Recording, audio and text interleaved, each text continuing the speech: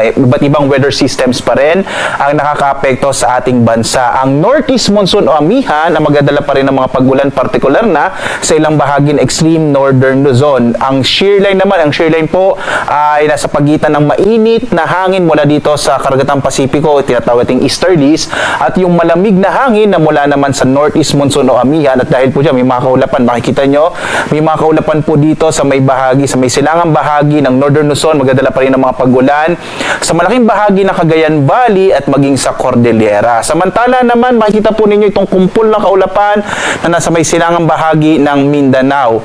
Ngayon po ay na-monitor natin, isa na po itong low pressure area, huling namataan mahigit 1,000 kilometro silangan ng Southern Mindanao. At base po sa ating pinakahuling datos, may medium chance. Ibig sabihin po ng medium chance, posible na itong maging bagyo after 24 hours or malaki yung posibilidad na maging bagyo ito after 24 hours. Ibig sabihin, by tomorrow, araw po ng Lunes, ay posibleng nga maging bagyo yung low pressure area na sa labas pa ng Philippine Area of Responsibility. Inaasahan din natin ngayong araw, posible po itong pumasok ng PAR at kung sakali po pag ito ay naging bagyo, tatawagin po natin itong nasa letter V na po tayo, verbena po kung sakaling maging bagyo, yung low pressure area na papasok ng Philippine Area of Responsibility ngayong araw. Samantala po, base rin sa pinakahuling datos natin, posibleng maapektuhan ito kung sakaling maging bagyo at kikilos pa hilagang kanluran ang malaking bahagi po ng Kabisayaan at maging bahagi ng Southern Luzon,